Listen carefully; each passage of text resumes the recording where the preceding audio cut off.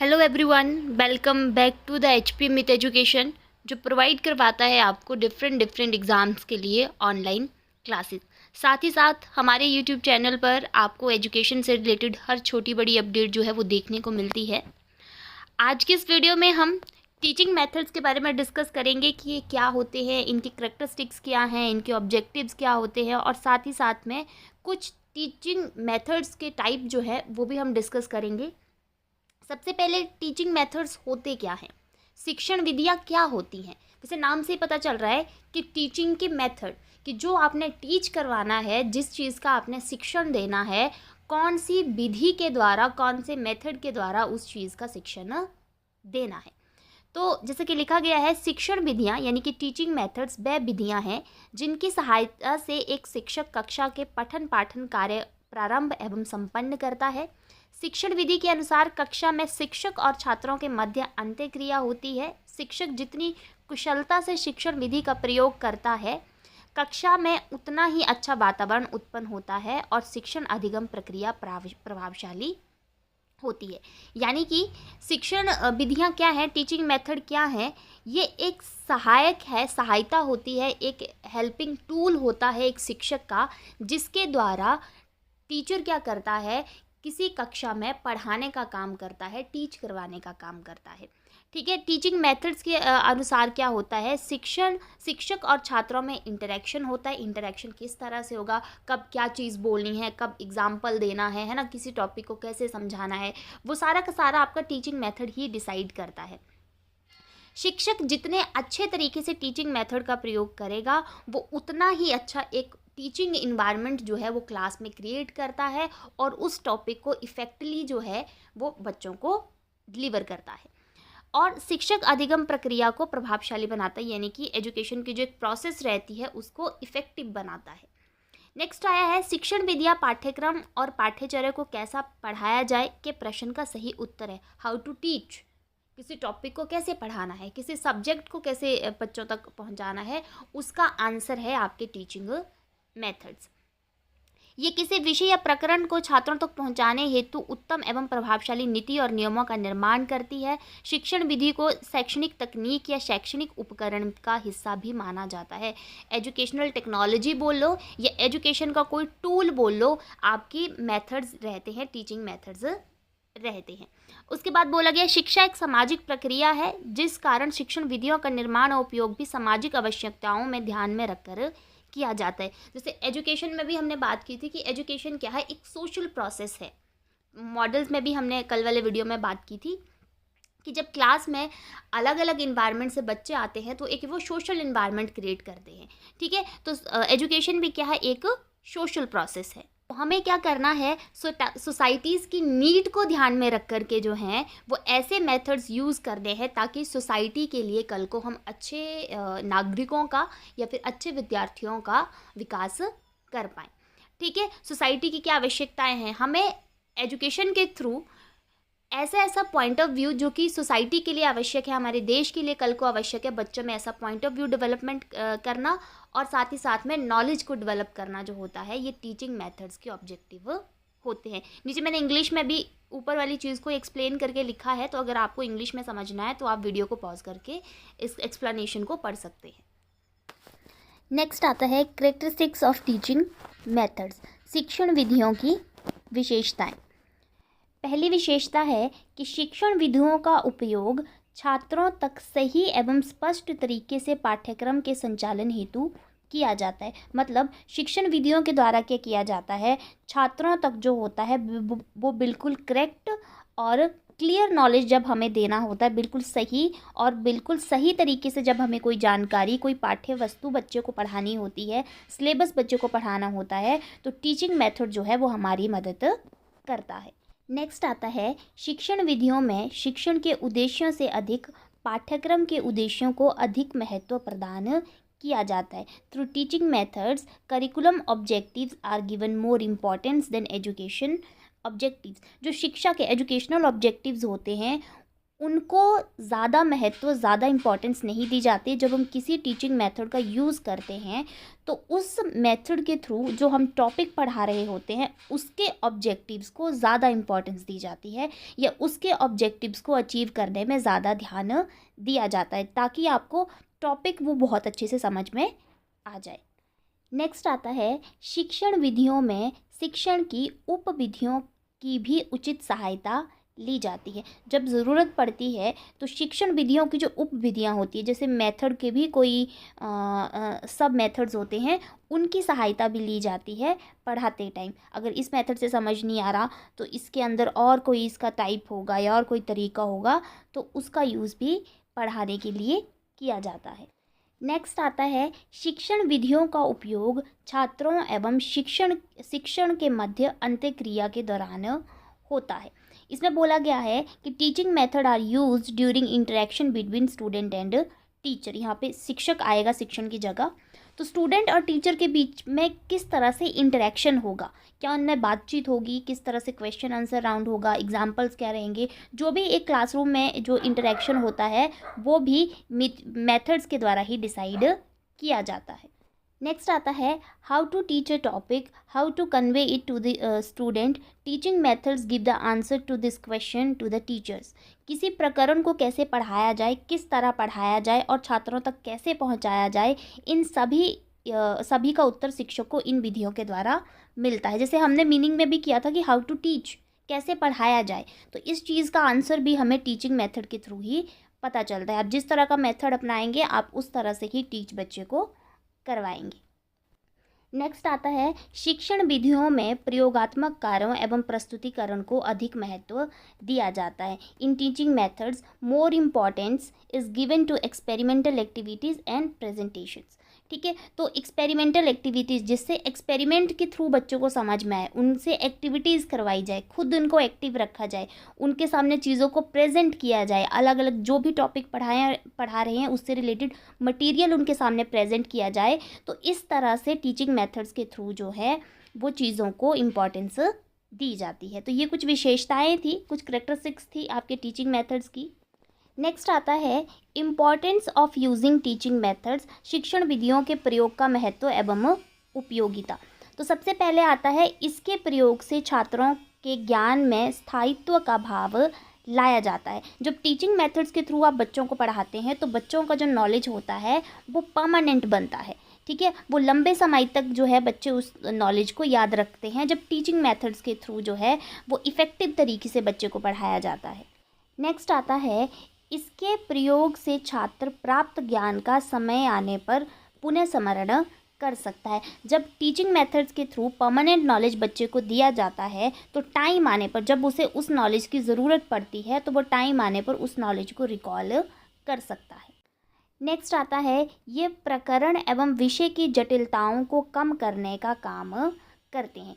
ये जो टॉपिक होता है उसके कॉम्प्लिकेशंस को कम करते हैं। ठीक है, किसी टॉपिक को पढ़ाते टाइम कोई समस्या आ रही है या फिर टॉपिक बहुत ज़्यादा टफ है तो उन सारी समस्याओं को टीचिंग मेथड्स जो हैं वो कम करते हैं। नेक्स्ट आता है, शिक्षण विधियों के प्रयोग से कक्षा में अनुशासन रहता है। तो जब शिक्षण विधियों का यूज़ करते हैं ना हम, तो क्लास इंटरेस्टिंग बनती है, बच्चों का सारा ध्यान होता है वो टॉपिक की तरफ होता है, तो क्लास में डिसिप्लिन भी अच्छा बनता है। नेक्स्ट आता है, इसके प्रयोग से छात्र और अध्यापक के मध्य मधुर संबंध बनते हैं। गुड रिलेशनशिप जो है वो डेवलप होता है स्टूडेंट और टीचर के बीच में, क्योंकि जब टीचर इफेक्टिव तरीके से पढ़ाता है तो बच्चा भी इंटरेस्ट लेके पढ़ता है और एक पॉजिटिव जो पॉइंट ऑफ व्यू है वो दोनों का एक दूसरे के लिए बनता है। तो आपस में रिलेशन भी अच्छे बनते हैं जब हम एक गुड टीचिंग मेथड्स का यूज़ करते हैं। नेक्स्ट है, विधियों का सही तरह एवं कुशलता के साथ उपयोग करने से प्रकरण या पाठ्यक्रम की तरफ छात्रों की रुचि में भी वृद्धि होती है। तो फिर से वही है कि जब हम सही किस टॉपिक को पढ़ाने के लिए कौन सी मेथड लगेगा, जब हम सही मेथड का यूज़ करते हैं तो बच्चे भी टॉपिक को पढ़ने में इंटरेस्ट लेते हैं। फिर नेक्स्ट आता है, इसके प्रयोग से छात्रों में मानसिक, बौद्धिक एवं आध्यात्मिक विकास तीनों एक साथ होते हैं। तो जब हम एक अच्छा टीचिंग मेथड अपनाते हैं बच्चों को पढ़ाने के लिए तो बच्चे का दिमागी विकास भी होगा, ठीक है, उसका आध्यात्मिक विकास भी होगा और उसका बौद्धिक यानी कि इंटेलेक्चुअल डेवलपमेंट भी होगी, उसके सोचने समझने की क्षमता, उसका मानसिक विकास और उसका आध्यात्मिक, ये तीनों विकास जो हैं वो एक साथ होते हैं जब हम एक अच्छा टीचिंग मेथड यूज़ करते हैं। नेक्स्ट आता है आपका शिक्षण के दौरान उपयोग किए जाने वाली मुख्य शिक्षण विधियाँ यानी कि टाइप्स ऑफ टीचिंग मेथड्स। तो ऐसे तो टीचिंग मेथड्स बहुत सारे होते हैं, लेकिन कुछ मेथड्स हैं जो कि हम इस वीडियो में डिस्कस करेंगे और जो कि बहुत इम्पॉर्टेंट है और ज़्यादातर क्लासेस में यही वाले मेथड्स जो हैं वो एक टीचर यूज़ करता है टॉपिक को पढ़ाने में। तो शुरू करते हैं। किसी शिक्षण विधि का उपयोग कैसे, कहाँ, कैसे और किस तरह करना है, ये शिक्षक की कुशलता पर निर्भर करता है। शिक्षण विधियाँ कई प्रकार की होती है, जैसे व्याख्यान विधि, प्रदर्शन विधि, है ना, व्याख्यान, प्रदर्शन विधि और प्रश्नोत्तर विधि। उसमें से पहला टीचिंग मेथड है व्याख्यान विधि यानी कि लेक्चर मेथड। यह वह विधि है जिसका प्रयोग प्रत्येक शिक्षक प्रकरण को स्पष्ट करने के हेतु करता है। इस विधि का उपयोग शिक्षक कक्षा के बाहर भी कर सकता है। यह विधि प्राचीन विधि है। प्राचीन काल में गुरुकुलों में भी गुरु अपने शिष्यों को प्राकृतिक वातावरण में बैठाकर इसी विधि का उपयोग किया करते थे। यह विधि सबसे सरल मानी जाती है। इस विधि का सबसे बड़ा लाभ यह है कि इससे कक्षा अनुशासन में रहती है। तो लेक्चर मेथड आपने देखा होगा, ज़्यादातर टीचर यही यूज़ करते हैं, या फिर ऐसे सब्जेक्ट जिनमें बहुत कुछ एक्सप्लेन करने की ज़रूरत नहीं होती उसमें लेक्चर मेथड ही दिया जाता है। ठीक है, इसमें टीचर क्या करता है, टॉपिक की इंट्रोडक्शन देता है और फिर सारा का सारा लेक्चर देता है। इसके बीच में ना कोई एग्जाम्पल होते हैं, है ना, ना कोई ऐसा क्वेश्चन आंसर राउंड होता है। इसमें स्टार्टिंग से लेकर के एंड तक टीचर सिर्फ लेक्चर देता है टॉपिक के अकॉर्डिंगली। जैसे कि पुराने टाइम पे भी गुरुकुल जब होते थे, हमने बुद्धिस्ट एजुकेशन सिस्टम पढ़ा, हमने जो है वो वैदिक एजुकेशन सिस्टम पढ़ा, तो उसमें भी हमने देखा कि किस तरह से जो गुरु होते थे गुरुकुलों के, वो व्याख्यान तरीके से टॉपिक को व्याख्या करते थे, उसका लेक्चर देते थे, उसके अनुसार ही एजुकेशन वो प्रदान करते थे। नेक्स्ट आता है प्रदर्शन विधि या डेमोस्ट्रेशन मेथड। प्रदर्शन विधि शिक्षक को व्याख्या करने हेतु उसकी सहायता करती है और छात्रों को स्पष्ट रूप से समझाने में भी शिक्षक की मदद करती। डेमोस्ट्रेट मेथड, जिसमें डेमो देना किसी चीज़ का, कि कोई चीज़ कैसे होती है उसका डेमो देना। प्रदर्शन विधि में शिक्षक छात्रों के मध्य टॉपिक से संबंधित कुछ दृश्य प्रकट करते हैं, साथ ही वो दृश्य दिखाकर छात्रों को टॉपिक को स्पष्ट करते हैं, जिससे छात्र प्रकरण में रुचि लेते हैं और उनका ज्ञान स्थायी होता है। ये मनोवैज्ञानिक विधि है। ये एक ना साइकोलॉजिकल मेथड है, डेमोस्ट्रेशन मेथड। डेमोस्ट्रेट जब हम करते हैं, किसी चीज़ का डेमो जब हम देते हैं, तो एक तो बच्चा इंटरेस्ट लेता है और एक उस चीज़ का नॉलेज जो होता है वो परमानेंट उसमें बनता है। ठीक है, तो डेमोस्ट्रेटिव मेथड में आप अलग अलग डेमोज को यूज़ करते हो, जैसे टीएलएम का यूज़ करते हो, टीचिंग एड्स का यूज़ करते हो, फ़ोटो दिखा दी, चित्र दिखा दिया, वीडियो दिखा दिया, या तो कोई और चीज़ दिखा दी, मॉडल दिखा दिया। ठीक है, उन सब के थ्रू जो है जब आप डेमो देते हो, डेमोस्ट्रेशन करते हो, तो इस मेथड का यूज़ जो है वो इस तरह से किया जाता है एजुकेशन में। नेक्स्ट मेथड आता है क्वेश्चन आंसर मेथड यानी कि प्रश्न उत्तर विधि। तो इस विधि के जो फाउंडर थे वो सुकरात थे। उन्होंने इस विधि को खोजा था। इस विधि के द्वारा क्या क्या होता है, एक तो बच्चे के चिंतन स्तर का विकास होता है, जो थिंकिंग लेवल होता है बच्चे का वो बढ़ता है। सेकंड, छात्रों में पुनः स्मरण की शक्ति, चीज़ों को रिकॉल करने की पावर बच्चे में इससे विकसित होती है। इसके प्रयोग से कक्षा में डिसिप्लिन रहता है और साथ ही साथ बच्चे जो है इंटरेस्ट लेकर जो है वो उस काम को करते हैं, ये स्टडी को करते हैं। ठीक है, तो क्वेश्चन आंसर राउंड होता है जब टीचर क्या करता है, आपसे हर एक छोटा छोटा चीज़ पढ़ाने के बाद जो है आपसे क्वेश्चन करता है।